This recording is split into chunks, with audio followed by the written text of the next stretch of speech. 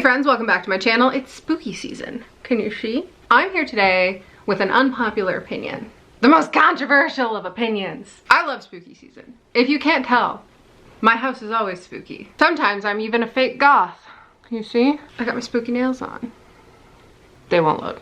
Generally, spooky season is considered October. Well, it's the Burr months, you know? September, October, and then November, December are Christmas. But October is considered the spookiest of all spooky months. But I don't agree with that.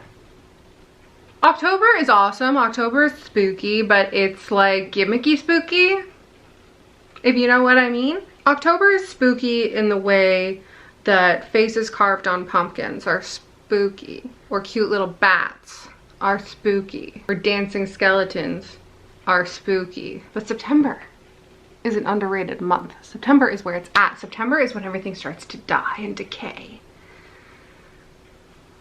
September is the start of seasonal depression. What is this video about? It's my September haul, of course.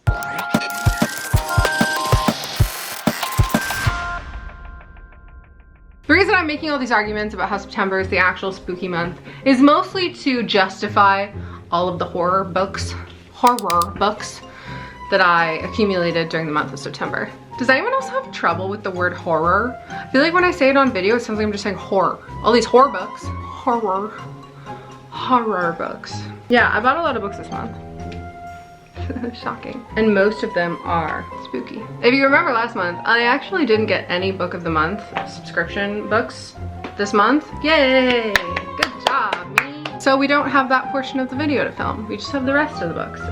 Here they are. Oh my god, this video is a mess. I don't read a lot of graphic novels, but I did pick one up this year. I've wanted this for a couple of years because the cover is, so I finally ordered it. The Autumnal by Daniel Kraus.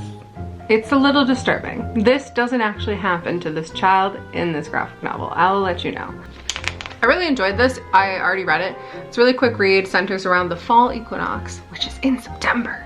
A book that I picked up during my little library hunting video is Paradise 1, which is a sci-fi horror. Space horror is a very underrated genre, in my opinion, a very fun genre, and one that I'm going to try to read more of. I've got Dead Silence up here, and that's definitely on my spooky sci-fi TBR. Now we've got Paradise 1, which is a series. And I'm so good at reading series. I picked up Housewoman by Adora Nora. This is a thriller in the vein of Them. If you've seen the TV show Them. Super expensive book. Upwards of $40. I don't know why. It better be good. Is honey. Is bees. I moved the camera. Don't be alarmed. Never Whistle at Night is an indigenous dark fantasy anthology with an intro or a foreword by Stephen Graham Jones, famous horror author. Indigenous horror falls more or less under the subcategory of folk horror, which is the supreme horror genre, in my expert opinion. And I like anthologies because it means the stories are really short, and I might actually read them. Kelly Armstrong came out with a book called Hemlock Island. Kelly Armstrong is an author that writes in every genre possible. So this is actually shelved as regular fiction. She writes mysteries as well, but apparently this has horror vibes. And that's what I've chosen to believe. And it's also giving folk horror. An actual folk horror that came out this month is Red Rabbit by Alex Grecian. This is a Western horror. Heck yeah. It's a band of witch hunters chasing after a witch, and there's demons and ghosts, and apparently it's gross and awesome. Another Western horror-ish is The Hunger by Alma Katsu. This is a horror interpretation of the true story of the Donner Party. Have you ever played Oregon Trail? Have you ever died of dysentery? That's them! I went through a phase as a child where I was obsessed, utterly obsessed with the Donner Party, as all kids are. And while some truly actually horrific things happened to the Donner Party and their companions throughout their travels to the West, this is a reimagining where it's a little more paranormal than just actually awful. They ate each other. For real, they ate each other. They probably also eat each other in this book. I picked up a gothic novella called Follow Me to Ground by Sue Rainsford. This was recommended to me by my coworker. She really loved it. Apparently it's a little mushroomy, which is not good for me, but I'll do my best. But she's really short, which means She has a chance. The Dead Take the A-Train by Cassandra Khaw and Richard Kadrey came out this month. This is a urban fantasy horror set in New York, a cosmic horror with magical realism. This is a super duper awesome cover. I don't know if you can see it very well. Let me get out of the frame. I'm not usually a fan of urban fantasy, but the fact that it's Cassandra Khaw and the fact that it's horror. I need to stop making videos about horror books because I have to keep saying horror over and over again, and apparently I can't say it. Did I even finish my thought about The Dead Take the A-Train? I don't think I did. I'm looking forward to it. The last horror-ish book I got this month, hard to speak, is a children's book called The Skull by John Clausen. I've said many times, and I will say many more times, that children's horror is one of the best, most horrific genres that exists. I think it's the blending of like, we're intentionally frightening children, so it can't be too scary, so it's more whimsical, and that's awesome. I'm thinking Coraline, I'm thinking Over the Garden Wall, I'm thinking Gravity Falls, and now The Skull. John Clausen states in his author's note that this is his reimagining of a Tyrolean, I have to look it up, I don't know what that is, Tyrolean folktale. I've already read it because again, it's very short. It's got his classic illustrations on the inside. This was great. It was so cute and really spooky for kids. That's all the horror. That's all the horror. We did it. I went on a Raymond E. Feist binge this month as well. Not binge reading, I still haven't read any of it, but I've managed to collect some more. In my little free library haul, I mentioned that I picked up the third book in this series, which is, of course, the Dark War Saga. I knew that. I still need the second, but I've got the third. And then, since Katie was with me, she was like, hey, I think I have one of his entire trilogies at home and I don't want it. Do you want it? That's my impression of Katie. So, I have a whole series. I'm absolutely baffled by the third one for two reasons. One, it has a free CD-ROM game and demo inside, according to the sticker.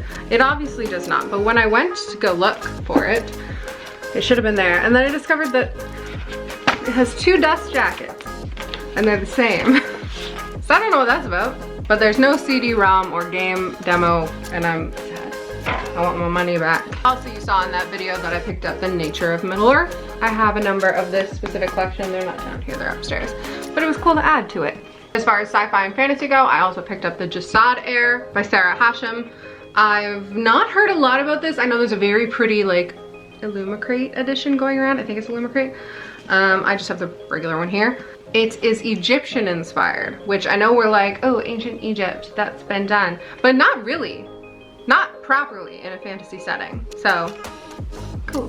I picked up the Tor edition of You, Me, and the Nightmare Painter by Brandon Sanderson. I know that the original like Brandon Sanderson edition is very pretty, but I actually like this edition better. The cover artist is Tren Nguyen, who has done a couple of my other favorite pieces of cover art. Lastly, I was gifted 2 books by publishers this month. From Orbit, I received an arc of These Burning Stars by Bethany Jacobs.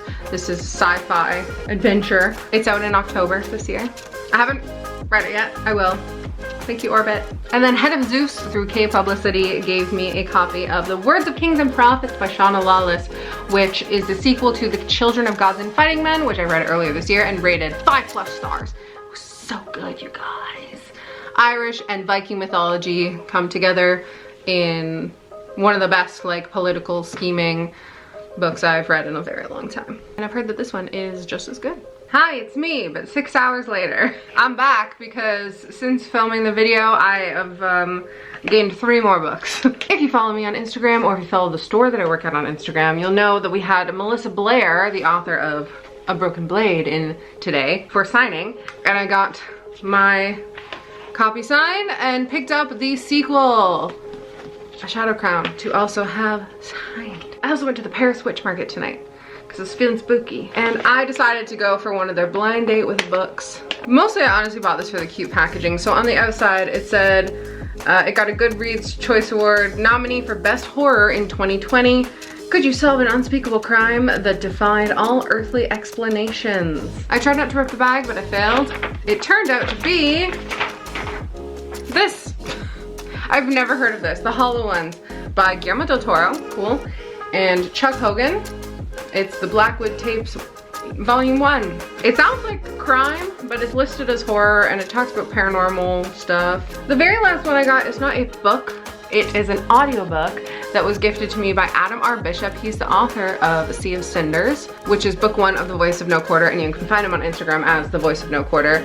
I picked up his indie published book last year, I believe, when it came out. The audiobook is now out and he offered it to me for free. So thank you so much, Adam. I'm looking forward to listening to it. Find him on Instagram. Thank you so much. Okay, I'm leaving again, for real this time. Those are all the books that I got this month. I didn't count them as usual. A bunch. Before I go, don't forget to like and subscribe and ring the bell icon so you know when I upload new videos. I upload 2 days a week, plus my new short series that I started. Don't miss out on that. Every Wednesday I'm doing What to Read Wednesday to help you get out of your reading slumps. Yeah. I love you guys. Goodbye. Stay spooky.